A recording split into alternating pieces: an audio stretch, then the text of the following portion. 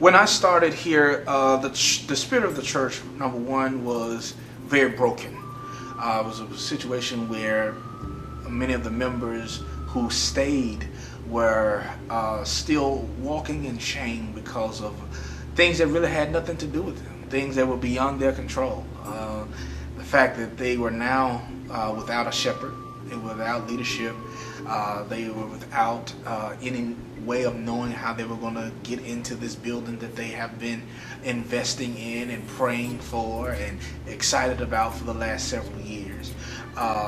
Many of the members had left. The membership had dwindled down to less than 50. And it was just a place where, though they were broken, however, they were still loving people. Still a people that was really ready to move, majority of them ready to move to the next level, see whatever is next that God had for them. And so the journey was a very interesting one. And so my challenge coming in as pastor was really to galvanize the congregation again. Let them know that God had not forgotten about us. And let them know that because I am their new shepherd, their new leader, we're in this thing together. It's not a y'all, it's not a, what y'all did. It's our problem, it's our issue, it's our struggle.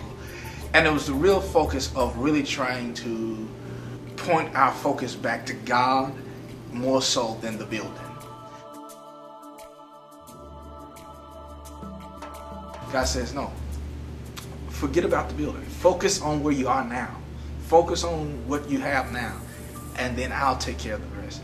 And so that led us to renovating the current space that we were worshiping in, because we were worshiping in a place that was aesthetically not as appetizing as it should have been. It was an older version, and it was really nothing had been done to the building much to improve it in years.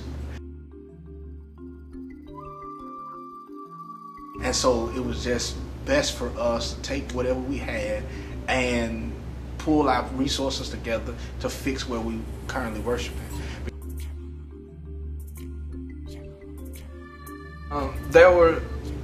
After being here for some time, offerings began to increase because attendance and membership began to increase. Within my first year, about 130 people, 140 people joined the church.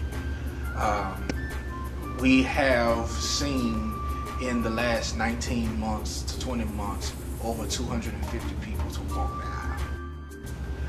aisle. Of course, so now our regular attendance every Sunday has gone from about 45 members to over 200. And it is all to the glory of God. All to the glory of God. God can restore, He can rekindle, the fire that you have for Him, the fire that you have in the ministry. He can, turn it around. If you just believe, I just believe that it was going to be all right. Everything was going to be all right. So stay the course. And of course, this is where we are now. A lot of people lost hope, but you don't lose hope. You just hang in there. One of the things we are excited about is that the Disciples of Christ Ministries are coming alongside of us to help us to complete this project. It is something that is overwhelmingly exciting because we understand that we're not in this thing by ourselves, that we have a team of people, fellow Christians and fellow DOC members who are seeing what God is doing among us and finding us worthy enough to invest in. Disaster happens in many ways. Real Faith Christian Church is a congregation with incredible potential, and though no fault of their own, they were negatively impacted by others who significantly set back the congregation's progress. We are a movement for wholeness in a fragmented world.